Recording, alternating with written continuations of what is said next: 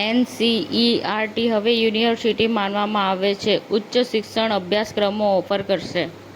કેન્દ્રીય ગૃહમંત્રી અમિત શાહે કહ્યું છે કે ભાજપ ગેરકાયદેસર ઘૂસણખોરો વિરુદ્ધ છે, આસામના મૂળ મુસ્લિમો વિરુદ્ધ નહીં. ઇતિહાસનો પહેલો સુપર હીરો રણબીર કપૂર રામ તરીકે પ્રકટ થયો. રામાયણ ઇન્ટરનેટ પર ધૂમ મચાવે છે. આમ આદમી પાર્ટીમાં વધુ એક આંતરિક વિવાદનો પર્દાફાશ, રાઘવ ચડ્ડાના પર કતરણની ચર્ચા. મોડાસામાં સાકરીયા અલૌકિક સુતેલા હનુમાન મંદિરમાં જન્મોત્સવની ભવ્યાતિભવ્ય ઉજવણી, ભક્તોનું ઘોડાપૂર ઉમટ્યું.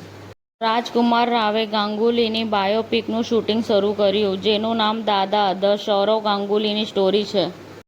દિલ્હી કોર્ટે એમપીના ધારાસભ્ય રાજેન્દ્ર ભારતીને બનાવટી દસ્તાવેજના આરોપમાં 3 વર્ષની જેલની સજા ફટકારી.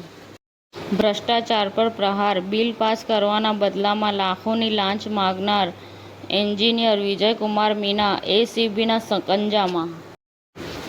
રક્ષણ કરનારી માતાની સંવેદનાને સેલિબ્રેટ કરવા ડેટોલે શરૂ કરી નવી ઝુંબેશ. કાળજીની આવશ્યકતાની ક્ષણોમાં સતત રહેનારા સાથી તરીકે ડેટોલની ભૂમિકાને સુદૃઢ બનાવી. ઉર્દુ કલ આજ ઓર કલ વિષય પર આણંદમાં ભવ્ય સેમિનાર યોજાયો. સમાચાર ટુડે ન્યૂઝ ચેનલની ટીમ અને જે સત્ય છે તે જ બતાવશે. આપ જોતા રહો સમાચાર ટુડે ન્યૂઝ ચેનલ. ગુજરાતની ધરતીનું ગુજરાતીઓ માટે જ, એટલે કે સમાચાર ટુડે ન્યૂઝ.